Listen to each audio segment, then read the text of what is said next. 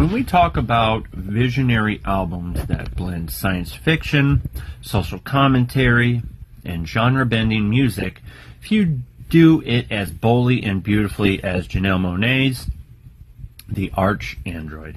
This album was released in 2010. This album isn't just a collection of songs, it's a fully immersive concept album that weaves narrative, identity, and innovation into a truly unique sonic experience.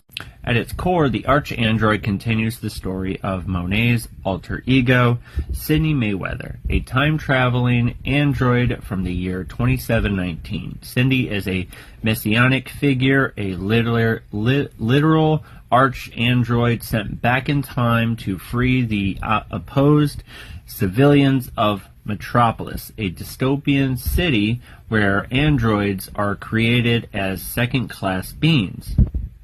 The character, Sydney Mayweather, first appeared on Monáe's earlier EP, Metropolis Suit 1, The Chase, and the Archandroid expands the narrative by presenting Suites 2 and 3.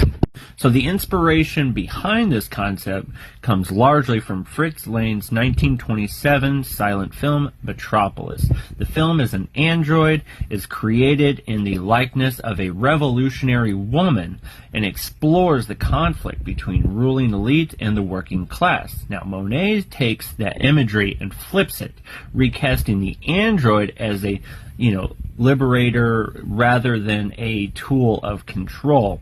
It's also like a metaphor for race, gender, and identity. Monáe, as a black woman in the music industry, uses the android as a symbol for the other, those who are marginalized or dehumanized in society. But let's talk about the music itself, because Archandroid is nothing short of eclectic masterpiece. It pulls from Disney range of influences. There's funk, soul, R&B, psychedelic rock, orchestral pop, hip-hop, and even classical. The album opens with a sweeping overture that could be straight out of a film score, setting a grand operatic tone.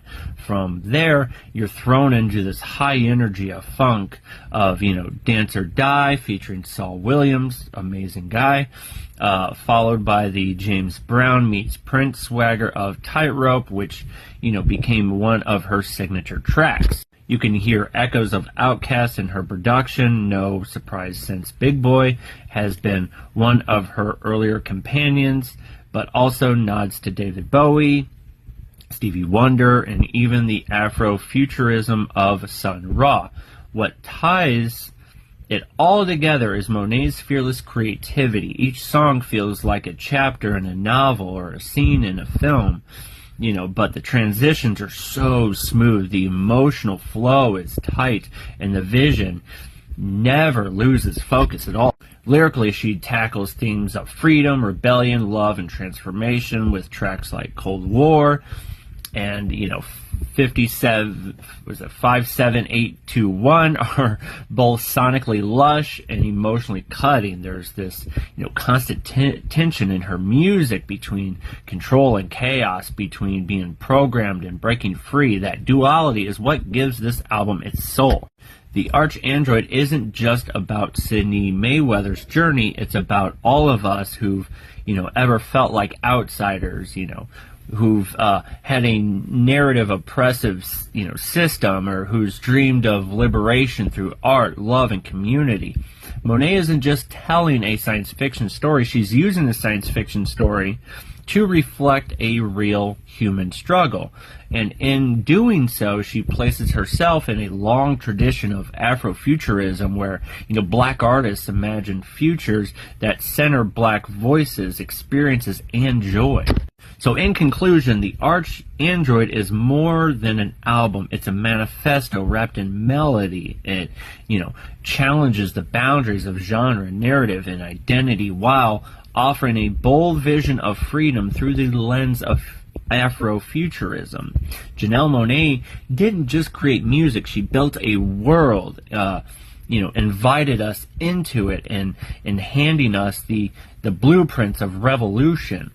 And that's why the Archandroid remains one of the most important and original albums of the 21st century. So if you haven't checked this album out, check it out. You're gonna love it. It's amazing. My brother introduced me to this album, and I'm glad this album was on the list. It's an amazing album.